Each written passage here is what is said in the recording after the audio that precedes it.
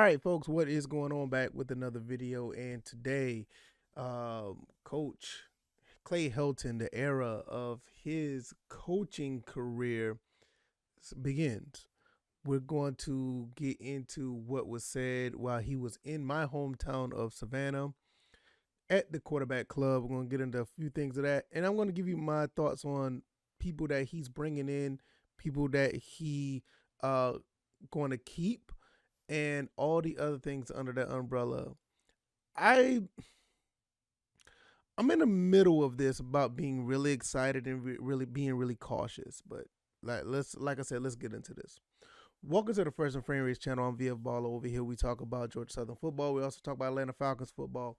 Atlanta just had a W, beating the Jacksonville Jaguars. That's pretty cool. One game under 500, still in a playoff spot, and it's kind of weird when you think about that. But nevertheless, we're talking about Georgia Southern football today. And like I said, Coach Clay Helton had a speech in Savannah at the Quarterbacks Club, my stomping grounds where I grew up, born and raised. And it's really exciting when you really think about a new coaching change, especially a coaching change of this magnitude. I'm really of the mindset that something's big is going to happen at Georgia Southern. And the way that he speaks, at first I always thought it was just eagle talk, wanting to just sound like he uh, just trying to say all the good things because he's here. But the more I think about it, I really think Coach Helton is trying to build a legacy at Georgia Southern. He's starting right out the gate with recruiting.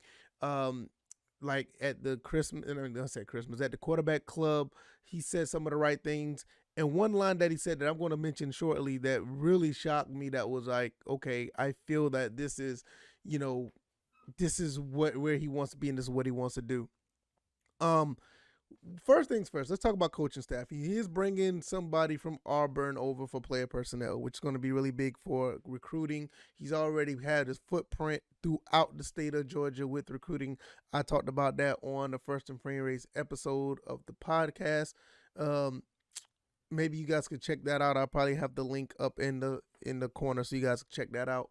But he's bringing somebody from Auburn over for player personnel, and I think that's really big. You bringing somebody from a Power Five school in that already has an eye for talent throughout the Southeast. And one thing that Coach Helton said, he feels like he can get talent within a 3 mile radius of Statesboro. So all that does is he's going to continue to pull more kids in, at least to get a look and see what happens. Also, he's bringing in interim head coach Kevin Whitley. He's staying on staff. And I think this is really interesting when you think about this. Let's talk about Kevin Whitley for a second. Kevin Whitley, it was interim coach. And I think he was thrown into a situation that he was, I ain't going to say destined to lose, but I feel like it was going to be a tough one to win anyway. Coach Helton is doing him a solid, and I think it works in both ways. Whitley has done very well when it comes to developing talent. This goes back to his high school days. Now, I don't think that he was set out to be the head coach for Georgia Southern. Like I said, he was thrown in a bad situation, to be honest. But when you look at what he's done as far as talent, there's talent in the state of Georgia, the talent in the Southeast, bringing them in and actually having them flourish, especially in the defensive back area, because I think he was a defensive back coach. You look at guys like, even before he got to Georgia Southern, Eric Berry was one of his players. Then you can come into Georgia Southern. He was Kendall Vildor, Marquavian Brinson. He didn't bring them in, but he developed these guys. Kendrick Duncan, Donald Rutledge. What more can we say? Jesse Liptrot, Justin Birdsong was one of his guys. When you look at all these guys that came through in the defensive back area, I didn't even get into Derek Canteen. Dal Baker came in. I think he was a transfer, but he came in, developed under Coach Whitley. So when you look at the defensive backs, I don't see where this is a bad thing to keep them on, which was, at first I thought it was a head scratcher, but the more I think about it, the defensive backs, the guys that he bought that came to Georgia Southern and developed, that the list of names that I named, or just You can't go wrong with that list. I mean, those guys are really good. I mean, all the way from the NFL player Kendall Vildor on down to the Derek Cantines of the world. Everybody in between are like were like phenomenal players on defense. They play very well in the defensive in the secondary. So I can see where this goes. Maybe he still be a assistant head coach, or he still. I would like for him to be in the defensive back area, but that's just my spill on him. Coach Helton also said, and I'm gonna put this out there. He said he wants to be the second best Eagle, second best head coach in Eagle history, something of that nature. So is he talking about Irk or is he talking about Paul Johnson? Because I mean, I'm not saying that he tried to, put himself in between, but if he wants to be second best head coach, I mean, he's putting himself up there very high. I mean, in my opinion, I don't think anybody could touch those two guys, Irk and Paul Johnson. But if he wants to get in between those two as far as name recognition, that sounds really good. And that line right there made me think, like, you know what? He may be saying all the good stuff, and I don't know what's going to happen in the next few years, whatever the case may be. But I really feel that if he's able to make something happen within the next 3 to 4 years here, like somewhat of a Billy Napier, I think that's a success. Um, I'm looking at it from a standpoint very basic. Like, he's from Gainesville, Florida. He's here in the Southeast. He's been coaching for 26 years.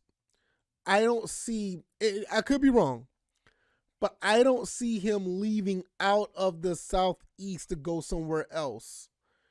I guess if money talks, that'd be different, but I just don't see it if he's comfortable being back home per se. And I was really nervous about the Florida job opening because, like, even before he even coached here, I thought he was trying to bail and go to Florida, but Billy Napier got that job. But I was kind of worried about that. But it seems like he's trying to make a name for himself personally. And before I close, I will say this: I think that a lot of coaches in college kind of miss this point of making a legacy for yourself at a school. You don't see stuff like that anymore. You see guys go through, probably like FCS or high school, go to a group of five college, then they try to make it big time going to the power five colleges, and it just becomes a round robin of where you're going to go. Look at Lincoln Riley, look at James Franklin, you look at Billy Napier, you can look at him. I mean, Paul Johnson is another one. I understand with Paul Johnson, he already proved what he can do at Georgia Southern before he went on. I think he went to Navy and then he went to Georgia Tech.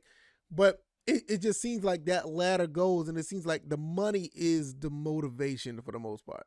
Sometimes, like, I like coaches like Casey Keeler.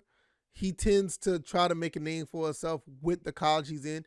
I think he left James Madison, went to Sam Houston, and he's making a legacy for himself. And sometimes if you're comfortable with the money you're making, and I know some people don't look at that, they think the more money you make is the more comfortable you are. But if you're comfortable with the money you're making and you're able to make those relationships with people within the umbrella that you're working in, sometimes you could walk away from a career thinking, you know what? I feel like I made a bigger impact overall in the scheme of things over than just saying, hey, I got $100 million contract. Okay, I'm going to try to win one or two national championships and I'm going to ride off to the sunset. It sounds good and there's nothing wrong with that. I'm all about making your money. But when you look at this situation, I feel that Coach Helton is saying all the right things and he's doing all the right things to possibly be here for the next 5, 10, maybe 15 years. Yeah, I said it. 5, 10, 15 years and just go home.